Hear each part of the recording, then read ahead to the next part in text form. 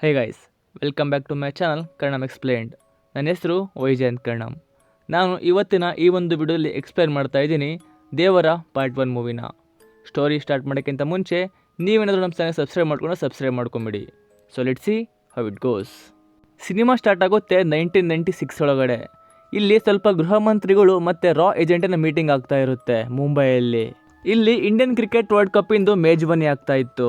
ಆದರೆ ಸೀಕ್ರೆಟ್ ಏಜೆನ್ಸಿಗೆ ಗೊತ್ತಾಗಿದೆ ಇಲ್ಲಿ ಗ್ಯಾಂಗ್ಸ್ಟರ್ ಎತ್ತಿ ಮತ್ತೆ ದಯಾ ಏನೋ ಒಂದು ಎಡವಟ್ ಮಾಡಕ್ಕೆ ಹೊರಟಿದ್ದಾರೆ ಅಂತ. ಈ ಎಲ್ಲ ಸೂಚನೆ ಪೊಲೀಸಿಗೆ ಕೊಡಲಾಗುತ್ತೆ. ಪೊಲೀಸರು ಆಂಧ್ರ ಪ್ರದೇಶ ಮತ್ತೆ ತಮಿಳುನಾಡಿನ ಬಾರ್ಡರು ರತ್ನಗಿರಿಗೆ ಬಂದು ನಿಂತ್ಕೋತಾರೆ. ಇಲ್ಲಿ ಇನ್ಸ್ಪೆಕ್ಟರ್ ರಾಘವ್ ಬರ್ತಾರೆ ಇನ್ವೆಸ್ಟಿಗೇಟ್ ಮಾಡೋದಿಕ್ಕೆ. ಆದರೆ ಅವರಿಗೆ ಆ ಗ್ಯಾಂಗ್ಸ್ಟರ್ ಬಗ್ಗೆ ಅಂತೂ ಅಲ್ಲ, ಆದರೆ ಸಮುದ್ರಗಳರ ಬಗ್ಗೆ ತುಂಬಾನೇ ಗೊತ್ತಾಗುತ್ತೆ. ಅಲ್ಲಿ ಇನ್ಸ್ಪೆಕ್ಟರ್ ರಾಘವ್ಗೆ ಸಿಂಗಪ್ಪ ಅನ್ನೋ ವ್ಯಕ್ತಿ ಸಿಗ್ತಾನೆ. ಅವನಿಗೆ ಗೊತ್ತಾಗುತ್ತೆ ಈ ಸಿಂಗಪ್ಪ ಅನ್ನೋ ವ್ಯಕ್ತಿಗೆ ಈ ಒಂದು ಊರಿನ ಬಗ್ಗೆ ಎಲ್ಲ ಗೊತ್ತಿದೆ ಅಂತ. ಇದಾದ್ಮೇಲೆ ರಾಘವ್ ಸಿಂಗಪ್ಪಗೆ ಹೇಳ್ತಾನೆ, ನೀನು ರತ್ನಗಿರಿ ಜನ ಮತ್ತೆ ಇದ್ರದ್ದು ಬಗ್ಗೆ ನನಗೆಲ್ಲ ಹೇಳಿದ್ರೆ ನಾನು ನನಗೆ ಒಂದು ಡೈಮಂಡ್ ರಿಂಗ್ ಕೊಡ್ತೀನಿ ಅಂತ. ಅವಾಗ ಸಿಂಗಪ್ಪ ಅದೇ ಡೈಮಂಡ್ ರಿಂಗ್ನ ತೊಗೊಂಡ್ಬಿಟ್ಟು ಸಮುದ್ರದ ಆಳಕ್ಕೆ ಒಸಿಬಿಡ್ತಾನೆ. ಅದು ತುಂಬಾನೇ ಕಾಸ್ಟ್ಲಿ ಇತ್ತು. ಅದಕ್ಕೆ ಅದನ್ನು ತೊಗೊಂಬರೋದಕ್ಕೆ ಸಮುದ್ರಕ್ಕೆ ಹೋಗ್ತಾನೆ. ಅಲ್ಲಿ ಕೆಳಗೆ ಹೋದಾಗ ಅವ್ನು ನೋಡ್ತಾನೆ ಎಷ್ಟೊಂದು ಸ್ಕೆಲಿಟನ್ಗಳು. ಅದನ್ನ ನೋಡ್ಬಿಟ್ಟು ಅವನು ಗಾಬರಿ ಆಗಿಬಿಡ್ತಾನೆ. ರಾಘವ್ ಮೇಲ್ ಬಂದ್ಬಿಟ್ಟು ಸಿಂಗಪ್ಪಗೆ ಕೇಳ್ತಾನೆ ಅವೆಲ್ಲ ಏನು, ಈ ಊರಿನ ಬಗ್ಗೆ ನನಗೆ ಹೇಳು ಅಂದಾಗ ಸಿಂಗಪ್ಪ ಹೇಳಕ್ಕೆ ಸ್ಟಾರ್ಟ್ ಮಾಡ್ತಾನೆ ಆ ಸಮುದ್ರದ ಹತ್ರ ಇರೋ ಒಂದು ಊರು ಮತ್ತೆ ಅದ್ರ 4 ಹಳ್ಳಿಯ ಕಥೆನ. ಈ ಒಂದು ಹಳ್ಳಿಯಲ್ಲಿ ವಾಸವಾಗಿದ್ರಲ್ಲ ಅವರೆಲ್ಲ ವೀರರು. ಇವರೆಲ್ಲ ತುಂಬಾನೇ ಶಾರ್ಪ್ ಮತ್ತೆ ಶಕ್ತಿಶಾಲಿ. ಇವರು ಬ್ರಿಟಿಷರನ್ನು ಕೂಡ ಬಿಟ್ಟಿಲ್ಲ, ಅವ್ರನ್ನು ಸದೆ ಬಡ್ದಿದ್ದಾರೆ. ಆದರೆ ಸ್ವತಂತ್ರ ಆದ್ಮೇಲಿಂದ ಅವರು ಉಪಯೋಗಕ್ಕೆ ಬಂದಿಲ್ಲ, ತುಂಬಾನೇ ವೇಸ್ಟ್ ಆಗಿಬಿಟ್ಟಿದ್ದಾರೆ. ಹೊಟ್ಟೆಪಾಡಿಗೋಸ್ಕರ ತಪ್ಪು ಕೆಲಸಗಳನ್ನ ಮಾಡ್ತಾ ಇದ್ರು. ದುಡ್ಡಿಗೋಸ್ಕರ ಸಮುದ್ರದಲ್ಲಿ ಇದ್ದ ಶಿಪ್ಗಳನ್ನ ಮಾಲ್ಗಳನ್ನ ಕಳ್ತನ ಮಾಡ್ತಾ ಇದ್ರು. ಇದು ಒಂದು ಹಳ್ಳಿ ಅಷ್ಟೇ ಅಲ್ಲ, 4 ಹಳ್ಳಿ ಸೇರ್ಬಿಟ್ಟು ಮಾಡ್ತಾ ಇತ್ತು. ಆ 4 ಹಳ್ಳಿಗಳಿಗೂ ಒಬ್ಬ ಮುಖ್ಯರಿದ್ರು. ಒಂದು ಹಳ್ಳಿಯ ಮುಖ್ಯ ದೇವರ, 2ನೇ ಹಳ್ಳಿಯ ಮುಖ್ಯ ಭೈರ, 3ನೇ ಹಳ್ಳಿಯ ಮುಖ್ಯ ರಾಯಪ್ಪ, 4ನೇ ಹಳ್ಳಿಯ ಮುಖ್ಯ ಕುಂಜುರ. ಈ 4 ಹಳ್ಳಿಯ ಮುಖ್ಯಸ್ಥರಲ್ಲಿ ಏನೋ ಒಂದು ವಿಷಯ ಇತ್ತು. ಅವ್ರದ್ದೇ ಆದ ಒಂದು ಶೈಲಿ ಮತ್ತೆ ಸ್ಟೈಲ್ ಇತ್ತು. ಆದ್ರನ್ನ ಉಪಯೋಗಿಸ್ಕೊಂಡು ಅವರು ಕಳ್ತನ ಮಾಡ್ತಾ ಇದ್ರು. ಎಷ್ಟೊಂದು ಸಲ ಕೋಸ್ಟ್ ಗಾರ್ಡ್ಗಳು ತಡೆಯೋಕ್ಕೆ ಬಂದಿದ್ದಾರೆ. ಆದರೆ ಇಲ್ಲಿ ತನಕ ಕೋಸ್ಟ್ ಗಾರ್ಡ್ಗಳಿಗೆ ಇವ್ರನ್ನ ತಡೆಯೋದಕ್ಕೆ ಆಗಿಲ್ಲ. ತುಂಬ ಆರಾಮ್ಸೆ ಎಲ್ಲ ಒಂದು ಮಾಲ್ಗಳನ್ನ ಕಳ್ತನ ಮಾಡಿಕೊಂಡು ಹೊರಗೆ ಬರ್ತಾ ಇದ್ರು. ನಮಗಿಲ್ಲಿ ಗೊತ್ತಾಗುತ್ತೆ ಆ ಕಳ್ತನದೆಲ್ಲ ಮಾಲ್ಗಳು ಅವರು ಕೆಲಸ ಮಾಡಿಸ್ತಾ ಇದ್ದಿದ್ದು ಮುರುಘಾ ಕಡೆಯಿಂದ. ಮುರುಘಾ ಇವ್ರ ಹತ್ರ ಕೆಲಸನ ಮಾಡಿಸ್ತಾ ಇದ್ದ. ಮುರುಘಾ ವಿದೇಶದಲ್ಲಿ ತುಂಬಾನೇ ಒಂದು ಕಾಂಟ್ಯಾಕ್ಟ್ನ ಇಟ್ಟಿದ್ದ. ಇಲ್ಲಿಗಲಿ ತುಂಬಾನೇ ದುಡ್ಡು ಮಾಡ್ತಾ ಇದ್ದ. ಅದೇ ದುಡ್ಡನ್ನ ಅವನು ಇವರಿಗೆ ಕೊಡ್ತಾ ಇದ್ದ ಕಳ್ತನ ಮಾಡೋದಕ್ಕೆ. ಆ್ಯಕ್ಚುಲಿ ಮುರುಘಾ ಬಹಳ ದುಡ್ಡು ಕೊಡ್ತಾ ಇದ್ದ ಇವರಿಗೆ ಕಳ್ತನ ಮಾಡೋದಕ್ಕೆ. ಎಷ್ಟು ಭಾಳ ಕೊಡ್ತಾ ಇದ್ದ ಅಂತಂದರೆ ಇವರಿಗೆ ಈ ಕಳ್ತನದ್ದು ಕೆಲಸ ಬಿಟ್ಬಿಟ್ಟು ಬೇರೆ ಯಾವ ಕೆಲಸ ಮಾಡೋ ಅವಶ್ಯಕತೆನೇ ಬರ್ತಾ ಇರಲಿಲ್ಲ.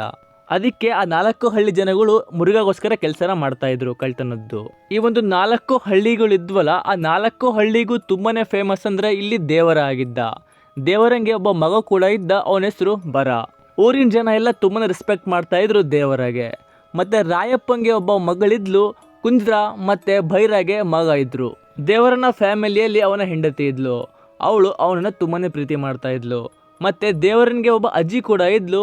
ಆ ಅಜ್ಜಿ ದೇವರ ವಾಪಸ್ ಮನೆ ಬರೋ ತನಕ ಮಲಗ್ತಾ ಕೂಡ ಇರಲಿಲ್ಲ. ದೇವರನ ಮಗ ಯಾವಾಗ್ಲೂ ಕತೆ ಕೇಳ್ಕೊಂಡು ಮಲಗ್ತಾ ಇದ್ದ. ಅವನು ಪ್ರತಿ ಸಲ ಕೇಳ್ತಾನೆ ಕತೆ ಹೇಳು ಅಂತ. ಅವಾಗ ದೇವರ ಅವನ ಪೂರ್ವಜನ ಕತೆನ ಹೇಳ್ತಾ ಇದ್ರು. ಆದರೆ ಬರಗೆ ದೇವರನ ಕತೆ ಬೇಕು, ಅವನ ಪೂರ್ವಜರದಲ್ಲ. ಯಾಕಂದರೆ ಬರಂಗೆ ಅವನ ಅಪ್ಪನೇ ಹೀರೋ. ಸೊ ಇದಾದ್ಮೇಲೆ ಇಲ್ಲಿ ಒಂದು ಫಂಕ್ಷನ್ ನೋಡ್ಬೋದು.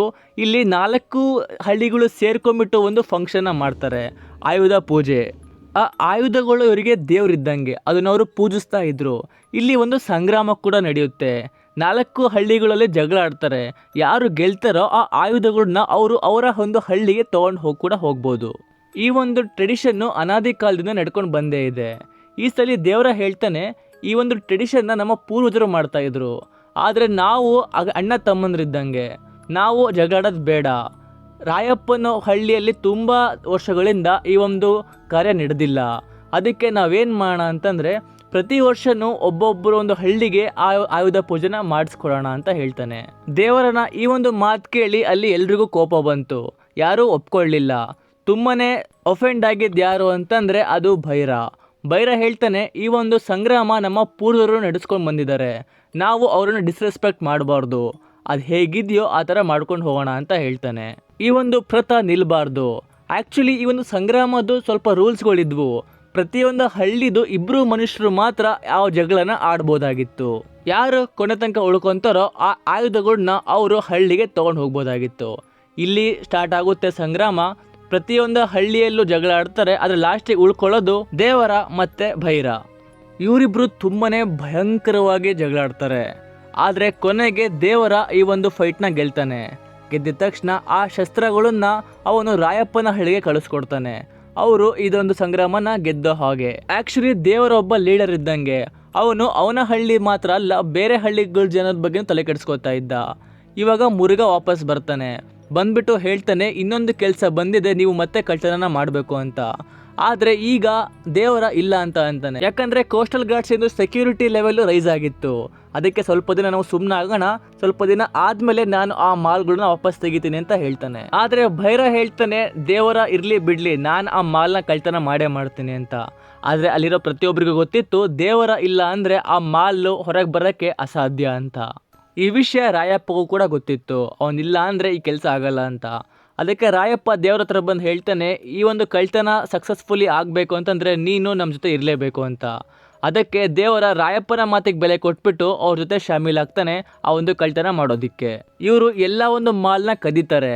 ಕದ್ದುಬಿಟ್ಟು ಇನ್ನೇನು ವಾಪಸ್ ತೊಗೊಂಡು ಹೋಗ್ತಾ ಇರಬೇಕು, ಅಷ್ಟೊತ್ತಿಗೆ ಕೋಸ್ಟಲ್ ಗಾರ್ಡ್ಸ್ ಮಧ್ಯೆ ಇವರು ಸಿಗಾಕೊಂಡ್ಬಿಡ್ತಾರೆ. ಅಲ್ಲಿ ಒಬ್ಬ ಕೋಸ್ಟಲ್ ಗಾರ್ಡ್ ಹೆಡ್ ಇದ್ದ, ಅವನು ಸಿಗಾಕೊಂಡಿದ್ದ ತಕ್ಷಣ ದೇವರನ್ನ ಕಣ್ಣ ಓಪನ್ ಮಾಡಿಬಿಟ್ಟ. ಅಂದರೆ ರಿಗ್ರೆಟ್ ಆಗಿಬಿಡುತ್ತೆ ದೇವರಿಗೆ, ನಾನು ಯಾಕಾರು ಈ ಕಳ್ತನ ಮಾಡ್ತಾ ಇದ್ದೀನ ಅಂತ. ಕೋಸ್ಟಲ್ ಗಾರ್ಡ್ ಹೆಡ್ ಹೇಳ್ತಾನೆ, ನೀವೇನು ಕದ್ಕೊಂಡು ಹೋಗ್ತಿರಲ್ಲ, ಆ ಒಂದು ಮಾಲ್ಗಳಲ್ಲಿ ಬಾಂಬು ಅವೆಲ್ಲ ಇರ್ತವೆ, ಆ ಬಾಂಬ್ನ ಯೂಸ್ ಮಾಡಿಬಿಟ್ಟು ನಮ್ಮ ದೇಶಕ್ಕೇ ಹಾಕ್ತಾರೆ. ಗಾರ್ಡ್ ಹೇಳ್ತಾನೆ, ಸ್ವಲ್ಪ ದಿನದ ಮುಂಚೆ ನಿಮ್ಮ ಹಳ್ಳಿಯಲ್ಲಿ ಒಬ್ಬ ಹುಡುಗ ಸತ್ತೋದ್ನಲ್ಲ, ಅವನು ಇದೇ ಒಂದು ಬಾಂಬ್ ಯೂಸ್ ಮಾಡ್ಕೊಂಡು ಸತ್ತೋಗಿದ್ದ. ಅವರಪ್ಪ ನಿಮ್ಮ ಜೊತೆ ಕೆಲಸ ಮಾಡ್ತಾ ಇದ್ದ. ಅವರಪ್ಪ ಸತ್ತೋದ್ಮೇಲೆ ಅವನ ಮಗನ ವಿದೇಶಕ್ಕೆ ಕಳಿಸಿದ್ರೆ ಓದೋ ಪ್ರಯುಕ್ತ. ಆದರೆ ಅಲ್ಲೂ ಕೂಡ ಅವ್ನು ಸೇಫ್ ಇರಲಿಲ್ಲ, ಅಲ್ಲೂ ಕೂಡ ಅವನಿಗೆ ಸಾಯಿಸಿಬಿಟ್ರು. ಕೋಸ್ಟಲ್ ಗಾರ್ಡ್ ಹೆಡ್ ಇವೆಲ್ಲ ದೇವರಂಗೆ ಹೇಳಬೇಕಾದ್ರೆ ಕೋಸ್ಟಲ್ ಗಾರ್ಡ್ ಹೆಡ್ಡಿಗೆ ಒಬ್ಬ ಆಫೀಸರ್ ಬಂದು ಹೇಳ್ತಾನೆ, ಸರ್ ನೀವು ಅಪ್ಪ ಆಗಿದ್ದೀರಾ, ನನಗೆ ಮಗಳಾಗಿದ್ದಾರೆ ಅಂತ. ಅವಾಗ ಅವನದನ್ನು ಕೇಳ್ಬಿಟ್ಟು ಖುಷಿ ಆಗಲಿಲ್ಲ. ಯಾಕಂತಂದರೆ ಅವನು ಹೇಳ್ತಾನೆ, ಈ ದೇವರ ಅಂತವರು ಬದುಕಿರೋ ತನಕ ನಮ್ಮ ಹೆಣ್ಮಕ್ಳು ಎಲ್ಲಿ ಸೇಫ್ ಇರ್ತಾರೆ ಅಂತ ಹೇಳ್ತಾನೆ. ಇದನ್ನು ಕೇಳಿಸ್ಕೊಂಡ್ಬಿಟ್ಟು ದೇವರಿಗೆ ತುಂಬಾ ಬೇಜಾರಾಯಿತು. ಅವನಿಗೆ ಗೊತ್ತಾಗ್ಬಿಡ್ತು ನಾನು ಮಾಡ್ತಿರೋದೆಷ್ಟು ತಪ್ಪಿದೆ ಅಂತ. ಆದರೆ ಇದೇ ಟೈಮಲ್ಲಿ ಭೈರ ಮಚ್ಚು ತಗೊಂಡು ಸಾಯಿಸೋದಕ್ಕೆ ಮುನ್ನುಗ್ಬಿಡ್ತಾನೆ. ಭೈರ ಜೊತೆಗೆ ಉಳಿದಿರೋ 3 ಹಳ್ಳಿ ಜನಗಳು ಕೂಡ ಆ ಆಫೀಸರ್ಗಳನ್ನ ಸಾಯಿಸೋದಕ್ಕೆ ಮುನ್ನುಗ್ಬಿಡ್ತಾರೆ. ಆದರೆ ದೇವರಂಗೆ ಅರಿವಾಗಿದೆ ಇವು ನಾವು ಮಾಡ್ತಿರೋದು ತಪ್ಪು ಕೆಲಸ ಅಂತ. ಅದಕ್ಕೆ ದೇವರ ಏನು ಮಾಡ್ತಾನೆ ಅಂತಂದರೆ ಅವನ ಹಳ್ಳಿ ಮತ್ತು ಅವನ ಜೊತೆಗಿರೋ ಹಳ್ಳಿಯ ಜನಗಳನ್ನ ತಡೆಯೋದಕ್ಕೆ ಸ್ಟಾರ್ಟ್ ಮಾಡ್ತಾನೆ, ಅವ್ರನ್ನ ಸಾಯಿಸಬಾರ್ದು ಅಂತ. ಭೈರ ಆ ಕೋಸ್ಟಲ್ ಗಾರ್ಡ್ ಹೆಡ್ನ ಇನ್ನೇನು ಸಾಯಿಸಬೇಕಾಗಿತ್ತು, ಅಷ್ಟೊತ್ತಿಗೆ ದೇವರ ಬಂದ್ಬಿಟ್ಟು ಭೈರ ಕುತ್ತಿಗೆ ಮೇಲೆ ಒಂದು ಮಚ್ಚಿಟ್ಬಿಟ್ಟು ಹೇಳ್ತಾನೆ ಬೇಡ ಅಂತ. ಅವರೆಲ್ಲ ವಾಪಸ್ ಹೋಗ್ಬಿಡ್ತಾರೆ. ದೇವರ ಆ ಕೋಸ್ಟಲ್ ಗಾರ್ಡ್ ಹೆಡ್ಡಿಗೆ ಹೇಳ್ತಾನೆ, ಸಾರಿ, ಇಂಥ ಕೆಲಸ ನಾವು ಮತ್ತೆ ಮಾಡಲ್ಲ ಅಂತ. ಇದಾದ್ಮೇಲೆ ನೆಕ್ಸ್ಟ್ ಡೇ ಆಗುತ್ತೆ. ಅಲ್ಲಿ ಎಲ್ಲರೂ ಸೇರಿರ್ತಾರೆ. ದೇವರ ಮುರುಘಾಗೆ ಹೇಳ್ತಾನೆ, ನಾವು ಇನ್ಮೇಲಿಂದ ನಿನ್ನ ಒಂದು ಮಾಲಿಗೆ ಸಪೋರ್ಟ್ ಮಾಡಲ್ಲ, ನಿನ್ನ ಒಂದು ಕಳ್ತನದ ಕೆಲಸಕ್ಕೆ ನಾವು ಮಾಡಲ್ಲ, ಯಾಕಂತಂದರೆ ಅದು ತಪ್ಪು ಅಂತ ಹೇಳಿಬಿಟ್ಟು ಅಲ್ಲಿ ಯಾರನ್ನ ಮುರುಘಾಗೆ ಹೆಲ್ಪ್ ಮಾಡಿದರೆ ನಾನು ಅವ್ರನ್ನ ಸುಮ್ಮನೆ ಬಿಡಲ್ಲ, ಅವ್ರನ್ನು ಕೂಡ ಸಾಯಿಸಿಬಿಡ್ತೀನಿ ಅಂತ ಹೇಳ್ತಾನೆ. ಆ್ಯಕ್ಚುಲಿ ಆ ಹಳ್ಳಿ ಜನಕ್ಕೆ ಮತ್ತು ದೇವರಿಗೆ ಗೊತ್ತಿರಲಿಲ್ಲ ಆ ಕಳ್ತನದ ಮಾಲ್ ಒಳಗಡೆ ಏನಿರ್ತಿತ್ತು ಅಂತ. ಆ ಬಾಂಬ್ ಯಾವಾಗಿರುತ್ತೆ ಅಂತ ಗೊತ್ತಾಯಿತು, ಅವಾಗಿಂದ ಆ ಕೆಲಸನ ಮಾಡಲ್ಲ ಅಂತ ಹೇಳ್ಬಿಡ್ತಾರೆ. ಯಾಕಂದರೆ ಅವರ ಕದ್ದಿದ್ದ ಮಾಲ್ನ ಯೂಸ್ ಮಾಡ್ಕೊಂಡ್ಬಿಟ್ಟು ಅವನ ಹಳ್ಳಿಯ ಚಿಕ್ಕ ಹುಡುಗನ ಒಂದು ಪ್ರಾಣ ಹೋಗಿತ್ತು. ಆದರೆ ದೇವರನ ಈ ಮಾತಿಗೆ ಭೈರ ಮತ್ತು ಕುಂಜರ ಇಬ್ಬರು ಕೂಡ ಅಫೆಂಡ್ ಆಗ್ತಾರೆ. ಅವರು ಒಪ್ಕೊಳ್ಳಲ್ಲ. ಅವರು ಸೇರ್ಕೊಂಡ್ಬಿಟ್ಟು ದೇವರಂಗೆ ಹೊಡೆಯೋಕ್ಕೆ ಬರ್ತಾರೆ. ಆದರೆ ದೇವರ ಆ ಕುಂಜರನ ಹಿಡ್ಕೊಂಡ್ಬಿಟ್ಟು ಅವನ ಬೆನ್ನ ಮೇಲೆ ಎಕ್ಸ್ ಅನ್ನೋ ಮಾರ್ಕ್ನ ಮಾಡಿಬಿಡ್ತಾನೆ. ಯಾರಾದರೂ ಕಳ್ತನ ಮಾಡೋದಕ್ಕೆ ಮುಂದೆ ಬಂದರೆ ಎಲ್ರಿಗೂ ಇದೇ ಥರ ಆಗುತ್ತೆ, ಇದೇ ಥರ ಮಾಡ್ತೀನಿ ಅಂತ ಹೇಳ್ತಾನೆ. ಇದಾದಮೇಲೆ ಆ ಎಲ್ಲ ಕಳ್ತನದ ಮಾಲ್ನ ದೇವರ ತಳ್ಳಿಬಿಟ್ಟು ಕೆಳಗೆ ಬೀಳಿಸ್ಬಿಡ್ತಾನೆ ಮೇಲಿಂದ. ಅದು ಎಲ್ಲ ನಷ್ಟ ಆಗಿಬಿಡುತ್ತೆ. ಇದಾದ್ಮೇಲಿಂದ ಇವಾಗ ರಕ್ಷಕ ಆಗಿದ್ದ ದೇವರ ಆ ಒಂದು ಸಮುದ್ರದ್ದು ಆ ಜನಗಳಲ್ಲಿ ಯಾರೇ ಕಳ್ತನಕ್ಕೆ ಹೋದ್ರು ಆ ದೇವರ ಅವನ್ನ ಹಿಡ್ಕೊಂಡ್ಬಿಟ್ಟು ಅವನಿಗೆ ಬುದ್ಧಿನ ಕಲಿಸ್ತಾ ಇದ್ದ. ಇವಾಗ ಎಲ್ಲರೂ ಹೆದರ್ತಾ ಇದ್ರು ಕಳ್ತನ ಮಾಡೋದಿಕ್ಕೆ, ಯಾಕಂತಂದ್ರೆ ದೇವರ ಎಲ್ರಿಗೂ ಬಂದು ಬುದ್ಧಿ ಕಲಿಸ್ತಾ ಇದ್ದ. ಆದರೆ ಭೈರ ಏನು ಮಾಡ್ತಾನೆ ಅಂತಂದರೆ ಅವನು ಇನ್ನೂ ಕೂಡ ಅಫೆಂಡ್ ಆಗಿದ್ದ, ಇನ್ನೂ ಸಿಟ್ಟಿತ್ತು ದೇವರದ ಮೇಲೆ. ಅವರೆಲ್ಲ ಒಂದು ಮೀನು ಹಿಡೋ ಕೆಲಸನ ಮಾಡ್ತಾಯಿದ್ರು. ಸದ್ಯಕ್ಕೆ ಭೈರ ಒಂದು ಪ್ಲ್ಯಾನ್ ಮಾಡ್ತಾನೆ. ಅವನು ಅವನ ತಮ್ಮನ್ನ ಒಂದು ಸಂಬಂಧನ ರಾಯಪ್ಪನ ತಂಗಿಗೆ ಕೊಡೋಕ್ಕೆ ಹೋಗ್ತಾನೆ. ಅವಳು ಕುರುಡಿ ಇದ್ಲು. ಈ ಒಂದು ವಿಚಾರ ಕೇಳಿಬಿಟ್ಟು ರಾಯಪ್ಪಂಗೆ ತುಂಬಾ ಖುಷಿ ಆಗುತ್ತೆ. ಅವನು ಈ ವಿಚಾರನ ತಗೊಂಡ್ಬಿಟ್ಟು ಹೋಗಿ ದೇವರಾಗಿ ಹೇಳ್ತಾನೆ, ಅವನಿಗೆ ಮದುವೆಗೆ ಇನ್ವೈಟ್ ಕೂಡ ಮಾಡ್ತಾನೆ. ಮದುವೆ ಸಂಭ್ರಮ ಪ್ರಾರಂಭ ಆಗುತ್ತೆ. ಇಲ್ಲಿ ಎಲ್ಲ ಅವ್ರದ್ದೇ ಆದ ಒಂದು ಖುಷಿಯಲ್ಲಿ ಇದ್ರು, ಮದುವೆಯ ಒಂದು ಖುಷಿಯಲ್ಲಿ ಇದ್ರು, ಎಲ್ಲ ಡ್ಯಾನ್ಸ್ ಮಾಡ್ತಾ ಇದ್ರು. ಅದರಲ್ಲಿ ದೇವರ ಕೂಡ ಜಾಯ್ನ್ ಆಗಿದ್ದ. ಆಕ್ಚುಲಿ ದೇವರ ಮೇಲೆ ತುಂಬಾನೇ ಸಿಟ್ಟಿತ್ತು ಭೈರ ಮತ್ತೆ ಕುಂಜರಾಗೆ. ಆದ್ರೆ ಅವರು ಇಲ್ಲಿ ತೋರಿಸ್ಕೊಳ್ಳಲ್ಲ, ಚೆನ್ನಾಗಿ ನಾರ್ಮಲ್ ಆಗಿ ಆಕ್ಟ್ ಮಾಡ್ತಾರೆ. ಅವ್ರು ಏನು ಮಾಡ್ತಾರೆ ಅಂತಂದ್ರೆ, ಅವರು ಡ್ರಿಂಕ್ಸ್ನ ಬಹಳ ಕುಡಿಸ್ಬಿಡ್ತಾರೆ ದೇವರನ್ಗೆ ಸಾಯಿಸಬೇಕು ಅಂತ ಭೈರ ಮತ್ತೆ ಕುಂಜರ ಪ್ಲಾನ್ ಮಾಡಿರ್ತಾರೆ ಅಂತ ರಾಯಪ್ಪಂಗೆ ಗೊತ್ತಾಗುತ್ತೆ. ಇದು ಗೊತ್ತಾಗಿದ ತಕ್ಷಣ ಭೈರನ ಹತ್ರ ಮಾತಾಡೋದಕ್ಕೆ ಹೋಗ್ತಾನೆ ರಾಯಪ್ಪ, ತಡೆಯೋದಕ್ಕೆ ಹೋಗ್ತಾನೆ.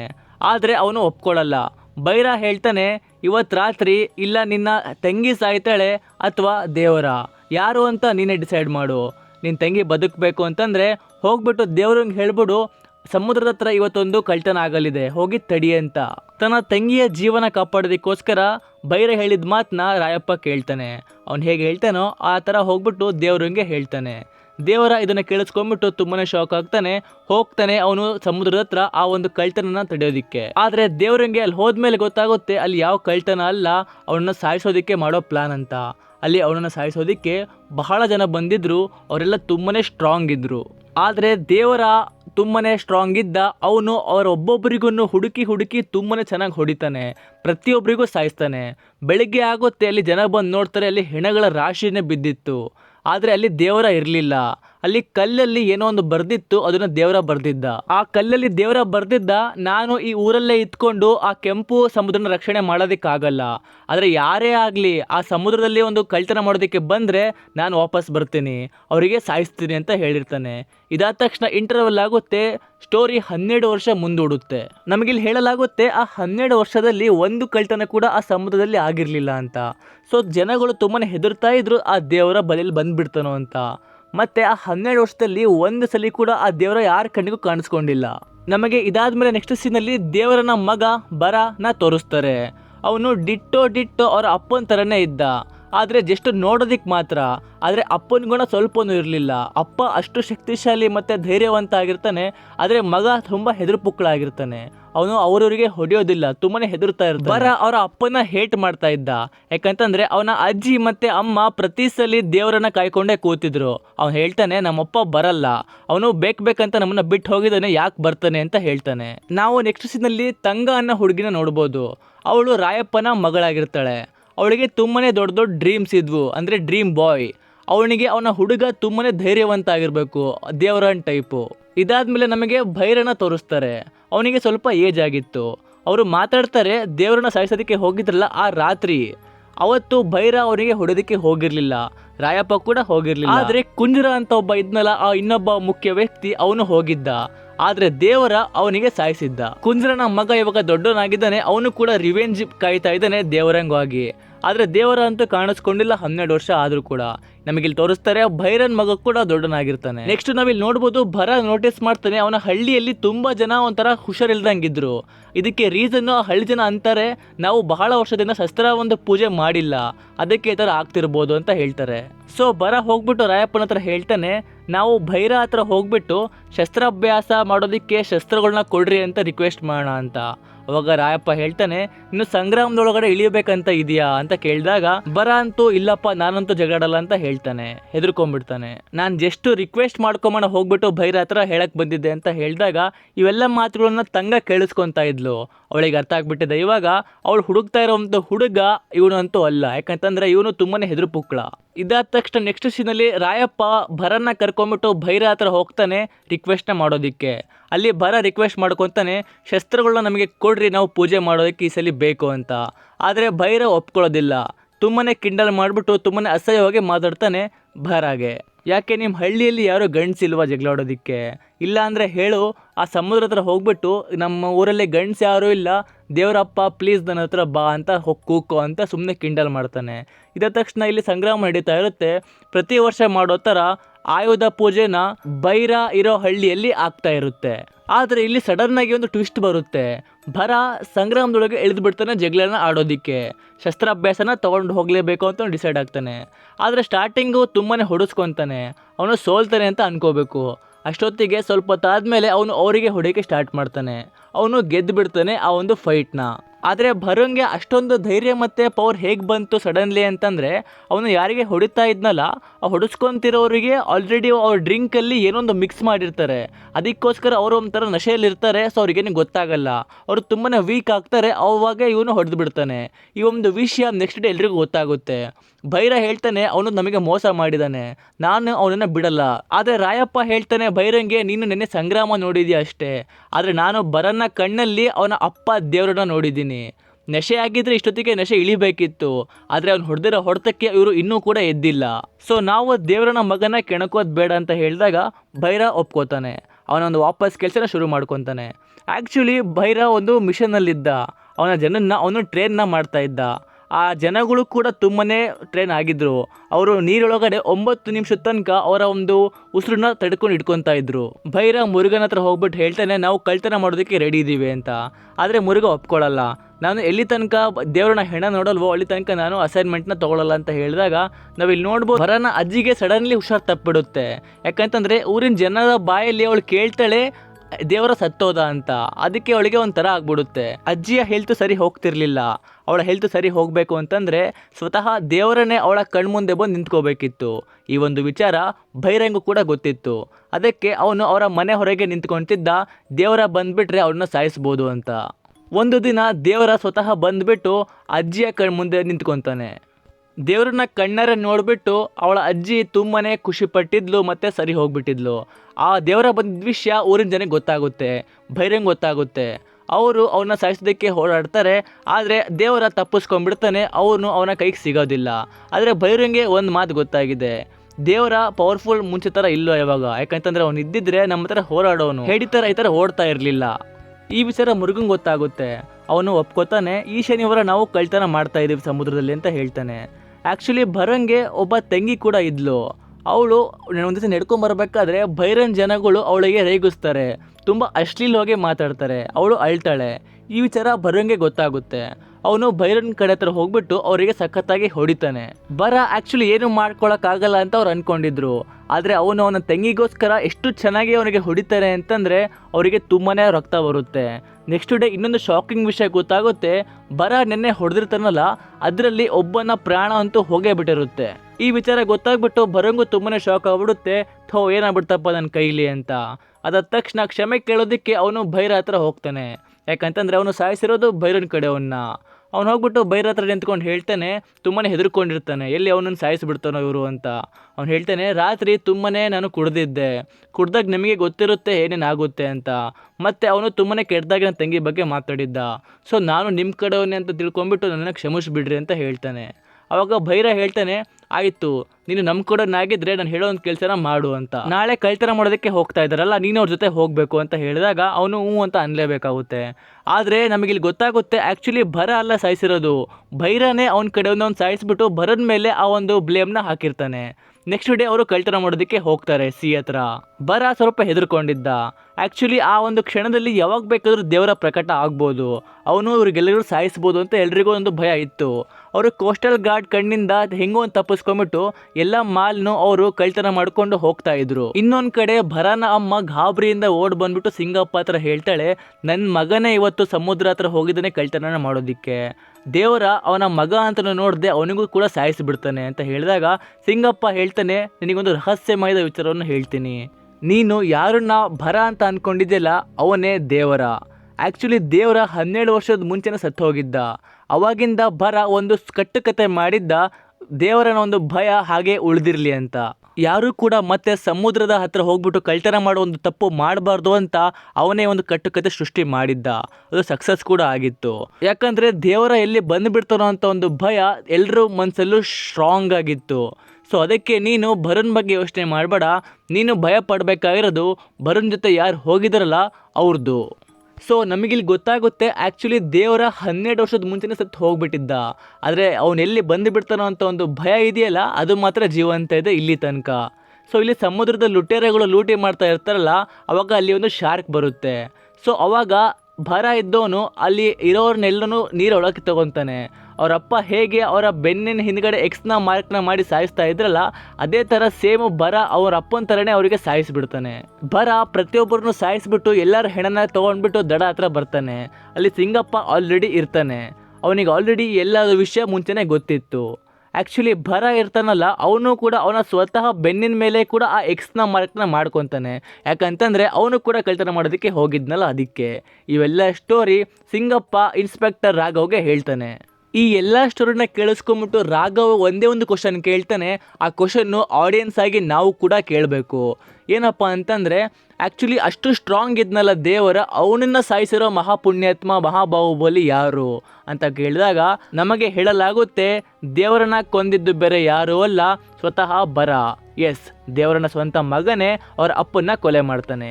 ಯಾಕೆ ಏನು ಅಂತ ನಮಗೆ ಹೇಳಿಲ್ಲ. ಇದೇ ಒಂದು ಸಸ್ಪೆನ್ಸಿಂದ ಈ ಮೂವಿನ ಮುಗಿಸಿದ್ದಾರೆ. ಬಾಹುಬಲಿಯಲ್ಲಿ ಕೂಡ ಸೇಮ್ ಆಗಿತ್ತು, ಕಟಪ್ಪ ಬಾಹುಬಲಿ ಯಾಕೆ ಹೊಡೆದ ಅಂತ. ಅದೇ ಥರ ಇಲ್ಲಿ ಕೂಡ ದೇವರನ್ನ ಮಗ ಅವನ ಅಪ್ಪನ ಯಾಕೆ ಸಾಯಿಸಿದ ಅಂತ ಒಂದು ಸಸ್ಪೆನ್ಸಲ್ಲಿ ಈ ಮೂವಿನ ಎಂಡ್ ಮಾಡಿದ್ದಾರೆ. ಸೊ ಫ್ರೆಂಡ್ಸ್, ನಾನು ನಿಮಗೆ ಕೇಳ್ತೀನಿ, ಯಾಕೆ ಅವನ ಸ್ವಂತ ಮಗ ಅವರ ಅಪ್ಪನ ಸಾಯಿಸಿರ್ಬೋದು? ಈ ಒಂದು ಅನಾಲಿಸಿಸ್ನ ನೀವೇ ಮಾಡಿರಿ ಕಾಮೆಂಟ್ ಸೆಕ್ಷನಲ್ಲಿ. ಸೊ ನೋಡಿದ್ರಲ್ಲ, ಇದು ಕಂಪ್ಲೀಟ್ ಸ್ಟೋರಿ ದೇವರ ಮೂವಿದು ಪಾರ್ಟ್ 1. ಸೊ ಪಾರ್ಟ್ 2 ಅಲ್ಲಿ ಏನೇನು ಆಗ್ಬೋದು, ನಿಮ್ಮ ಒಂದು ಥಿಯರಿ ಅನಾಲಿಸಿಸ್ನ ನೀವು ಕಾಮೆಂಟ್ ಸೆಕ್ಷನಲ್ಲಿ ಬರೀರಿ. ಮೂವಿ ಹೇಗನ್ನಿಸ್ತು, ಕತೆ ಹೇಗನ್ನಿಸ್ತು, ದಯವಿಟ್ಟು ನಿಮ್ಮ ಒಂದು ಒಪಿನಿಯನ್ ಇಲ್ಲಿ ಶೇರ್ ಮಾಡಿರಿ. ನಾನು ನರೇಟ್ ಮಾಡಿರೋ ಒಂದು ಸ್ಟೈಲ್ ನಿಮಗೆ ಇಷ್ಟ ಆಗಿದ್ದರೆ, ಕತೆ ಪೂರ್ತಿ ಅರ್ಥ ಆಗಿದ್ದರೆ, ಈ ವಿಡಿಯೋ ಇಷ್ಟ ಆಗಿದ್ದರೆ ಲೈಕ್ ಮಾಡಿರಿ. ನನ್ನ ಚಾನಲ್ಗೆ ಸಬ್ಸ್ಕ್ರೈಬ್ ಮಾಡ್ಕೊಂಬಿಡಿ. ನಿಮ್ಮೇನಾದ್ರು ಕ್ವಶನ್ ಇದ್ದರೆ ಕಾಮೆಂಟ್ ಸೆಕ್ಷನಲ್ಲಿ ಕೇಳಿರಿ, ನಾನು ಆನ್ಸರ್ ಮಾಡೋಕ್ಕೆ ಟ್ರೈ ಮಾಡ್ತೀನಿ. ಸೊ ನಾನು ನಿಮ್ಗೆ ಸಿಗ್ತೀನಿ ಅದ್ರ ಬೇರೆ ವಿಡಿಯೋ, ಅದ್ರ ಬೇರೆ ಟಾಪಿಕ್ ಜೊತೆಗೆ. ಟಿಲ್ ದೆನ್ ಟೇಕ್ ಕೇರ್, ಬಾಯ್.